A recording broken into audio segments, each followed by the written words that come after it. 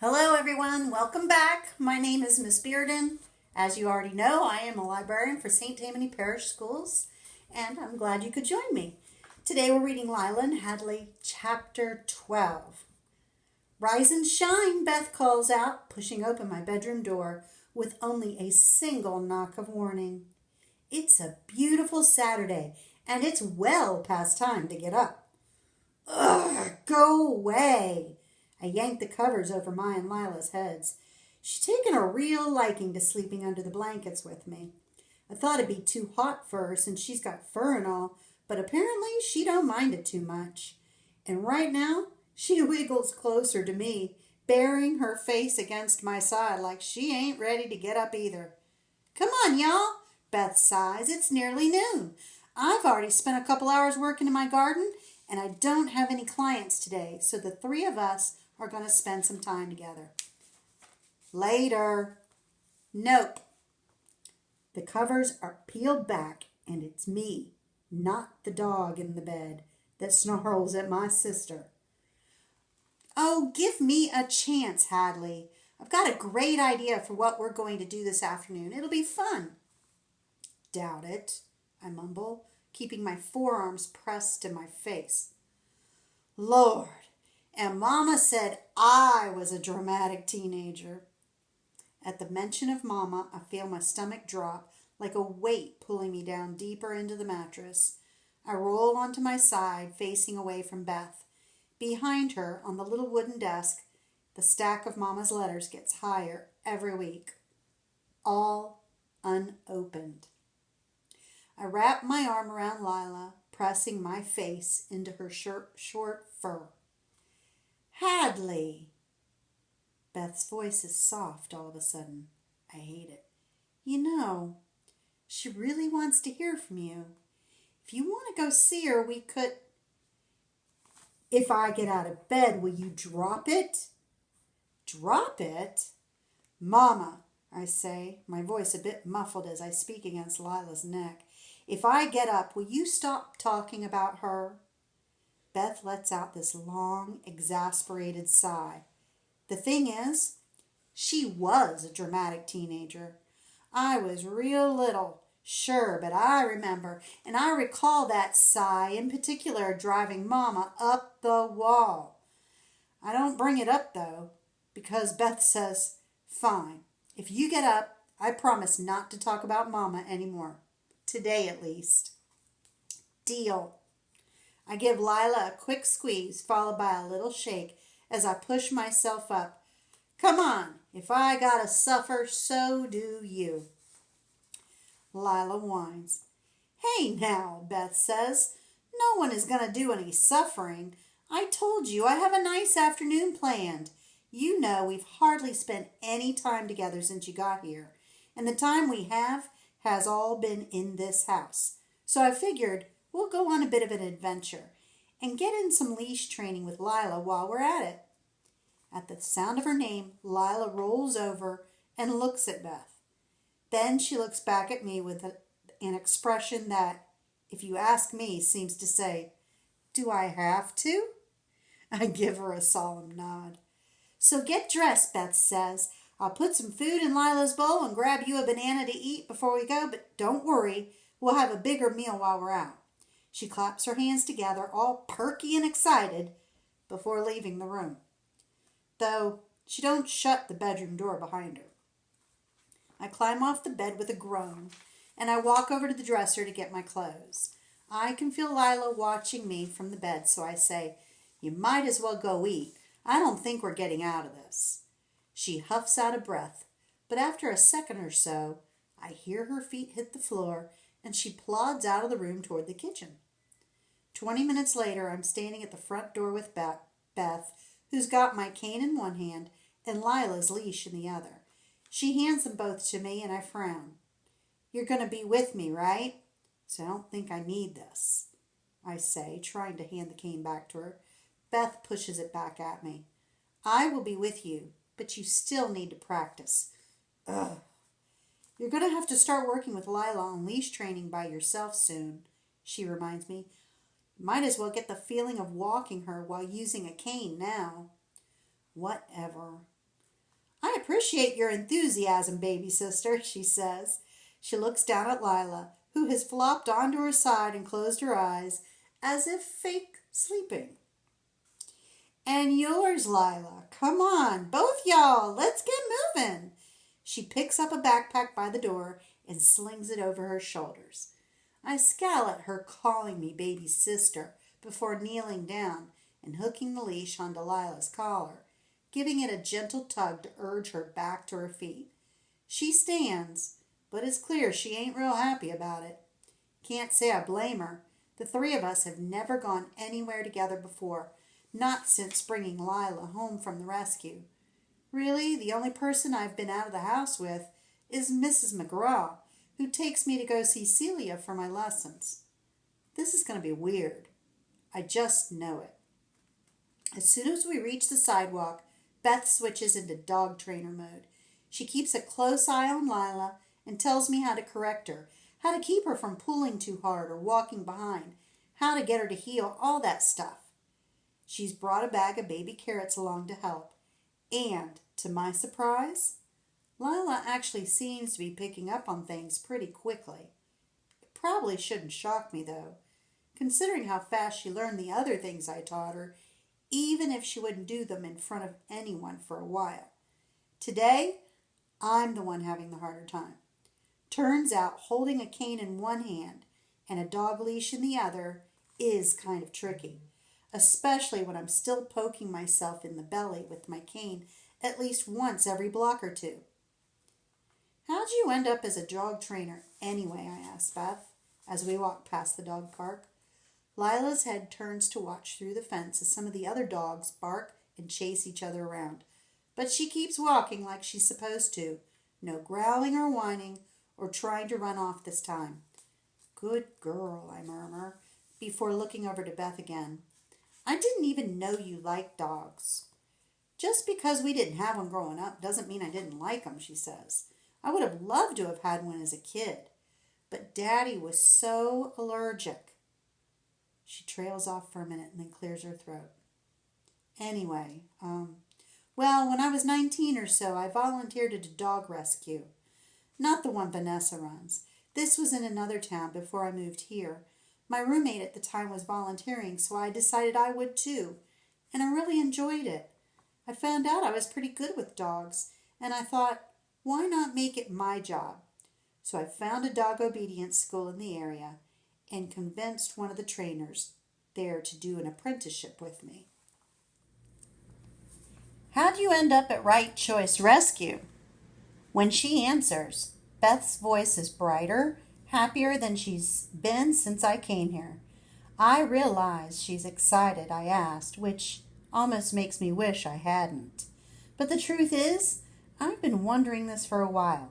If I'd had to imagine a future for the big sister who left Mama and me all those years ago, this wouldn't have been it. Though, I guess I didn't really have an alternative in mind either.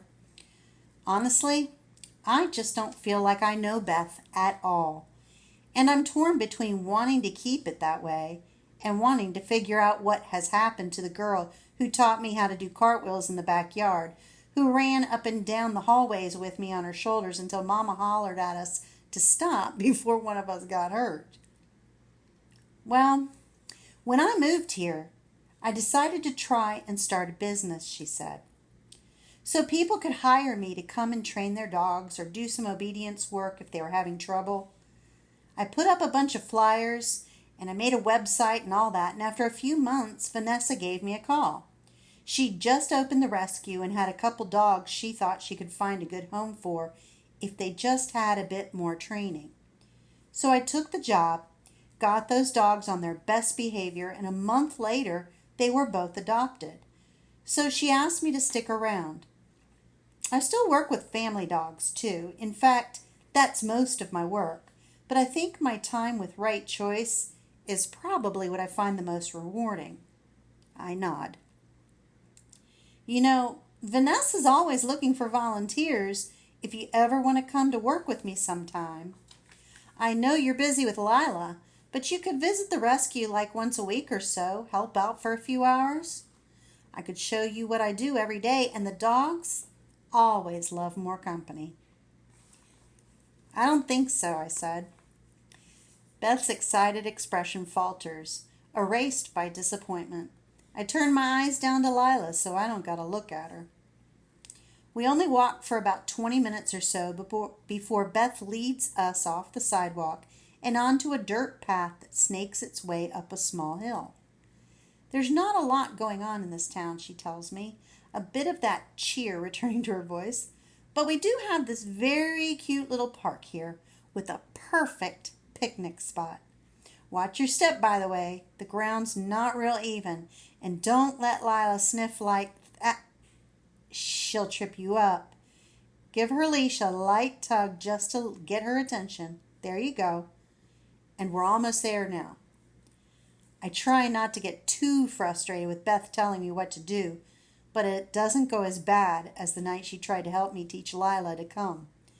Today, Lila seems to be actually listening, and Beth's advice is helpful. Not as overwhelming as before. We make it to the top of the hill where there are several picnic tables scattered around.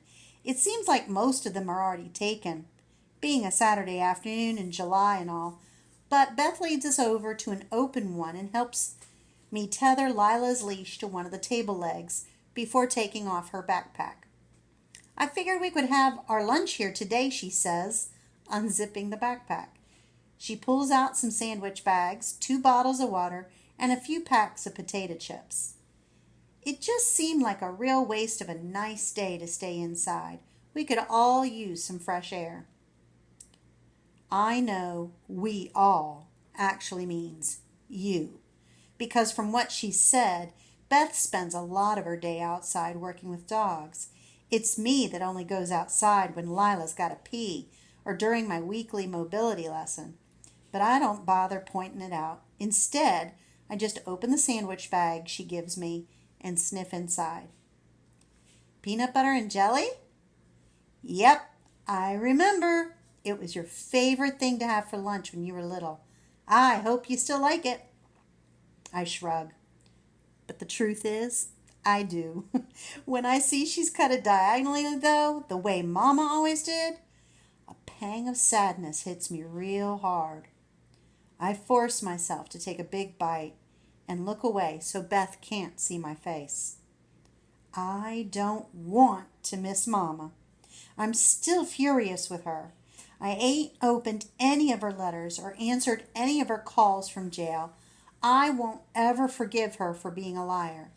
But sometimes, these little things, like the stupid sandwich, will make me think of her. Of the way she'd always pack my lunch for school with a note that said, "I love you, Bean," with a smiley face at the end. I always rolled my eyes at that, but now that I don't have it, it feels wrong. Or how she just knew the right way to braid my hair so it wouldn't come loose halfway through the day. Or how we'd spend almost every night on the couch together, one blanket wrapped around both of us while she read me books. We'd been halfway through Tuck Everlasting when she got sentenced. I still don't know how it ends. Oh, Lila, don't snap at bees. You're going to get stung in the mouth. I'm glad for Beth's voice pulling me out of my thoughts, because I was starting to get choked up, and crying in public or in front of her is the last thing I want. I look down at Lila. I can't see the bumblebee flying around, but I can hear it, and kind of guess where it might be based on the direction her big square jaw keeps snapping in. I reach out my leg and nudge her with my foot. She looks at me. "Leave the bee alone." She huffs and puts her head down on her paws. I think Lila is more dramatic than me, I tell Beth. She makes that huffing sound an awful lot. I'd say it's a toss-up. Beth takes a bite of her sandwich, then says, "She's doing so much better, though. Before you got here, I never could have imagined being able to take her for an outing like this. Half the time, I put the leash on her, and she just lied down and refused to get up. She's come a long way. All thanks to you." She's all right. For a dog, I admit. I still ain't a dog person. Beth chuckles. Sure, whatever you say, Hadley. Now, if I remember right, you had a stuffed dog as a kid that you dragged around everywhere. No, Pickles was a fox, not a dog. Big difference. Right, my mistake, she shakes her head. Lord, that thing was so disgusting. Then when Mama tried to wash it, it was ruined. You were so upset. I don't think I ever saw anyone cry so much. Is that when you gave me Bunny Bear? My stuffed pig? Yeah. I felt bad that you'd lost your favorite stuffed animal, so I figured you could have my old one. I was too big for it by then anyways. Why did you name a stuffed pig Bunny Bear? Because when I was 4, when Daddy got it for me, and I guess I wasn't good at knowing what different animals looked like. I don't know. It just stuck. I did like Bunny Bear, I admit, but I remember staying up all night with my eyes half open trying to watch it because you told me that when I sleep, it got up and walked around the room and played with my other toys. Beth grins. Oh, I forgot I did that. Well, I might have been being nice giving it to you, but you were still my little sister. I had to mess with you somehow. Mama was so mad when she found out, though. Every morning for like a week, you looked like a tiny zombie because you were so tired. Whatever happened to Bunny Bear anyway? I don't know. I don't remember. That's a lie.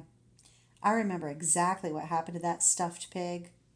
I was so upset after Beth left that when she hadn't come home after a week, I tossed Bunny Bear into the trash. Mama tried to talk me out of it, but I didn't want to look at it anymore. There's a bit of a pause, then Beth says, I missed you, you know.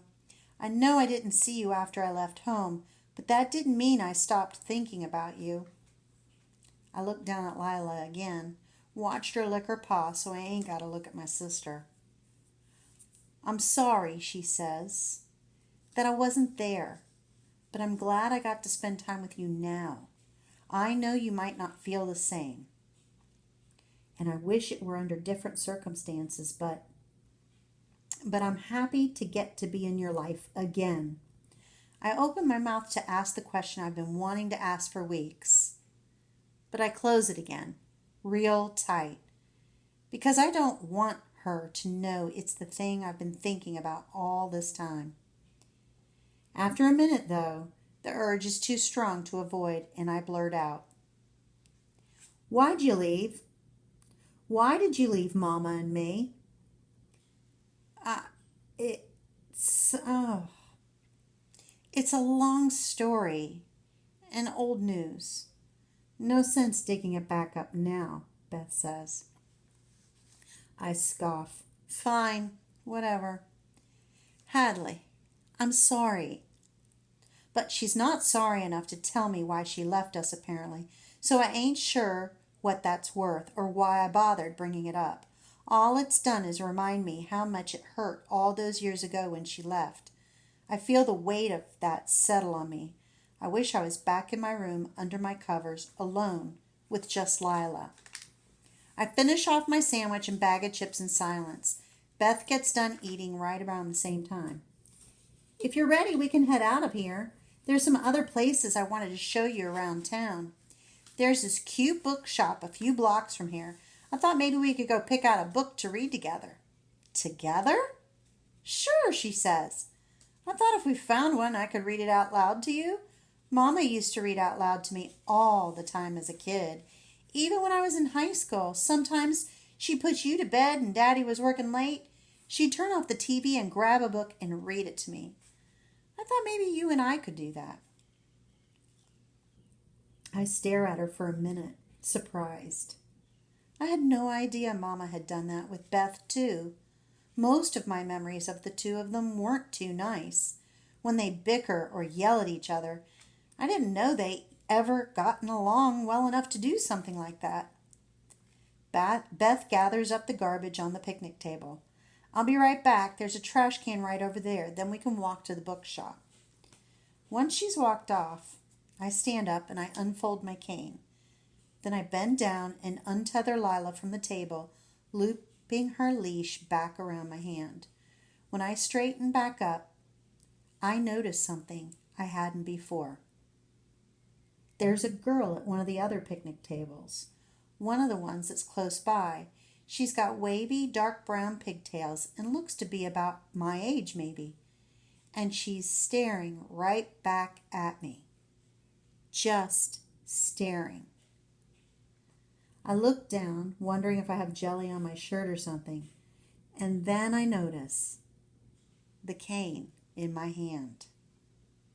I think that must be what she's staring at, but I can't see her expression real well.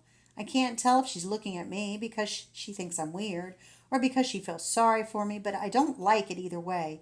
It makes my skin itch. I feel embarrassed and exposed. I'm overcome with a sudden desire to throw my cane at her, or just to throw it away altogether. I don't care how helpful it might be. I don't want people staring at me, and I know this girl can't be the first. She's only the first I've noticed. I bet people stare at me all the time, and I just can't see them. The thought leaves me feeling sick. I glare at her, and then turn away real fast, just as Beth walks back to the table. Okay, ready to do some more training with Lila on the way to the bookstore? I'm going home, I muttered, shoving past Beth and pulling Lila behind me as I head for the path that led us up the hill. It takes Beth a second to start following us. She's still got to get her backpack, and by the time she catches up, we're already halfway down the hill. Hadley, slow down, you're going to trip, she says. I'm fine, I snap. Just because I'm blind now doesn't mean you got to tell me what to do. Don't treat me different just because I can't see. I wasn't. And now Beth sounds irritated too. I'd tell you to slow down either way. And what brought this on? I thought we were going to the bookstore. Why are you storming off like this? I don't want to go to your stupid bookstore. Hadley! As we hit the sidewalk, our feet back on the flat pavement again, Beth manages to swerve in front of Lila and me, blocking our way. What's the matter? Nothing. Beth throws her hands in the air. You know what? Fine. I don't know why I even bothered trying to have a nice day with you. I freeze for a second, startled. It's the first time since I got here that Beth's actually raised her voice at me. She sounded irritated or annoyed with me, sure, but never angry. She's angry now, though, and it's come on so sudden that I can't help but be shocked. I've tried to be patient with you because I know what you're going through ain't easy. I've tried to let it go when you've been rude because you're having a hard time right now. But dang it, Hadley, I'm getting sick of it. Didn't ask you to baby me because you feel sorry for me. I wasn't. I was just trying to be a good sister. And today I wanted one nice day together. I tried to make everything relaxed and fun. But I guess that wasn't good enough, because without warning, you storm off and snap at me, and you won't tell me what's going on. And I didn't ask for a nice day, I yell back at her. I didn't ask you to do any of this. This sucks. All of it. Being blind and Mama being gone and having to live with you. I didn't want any of it. Do you think you're the only one having a hard time with all this? She said.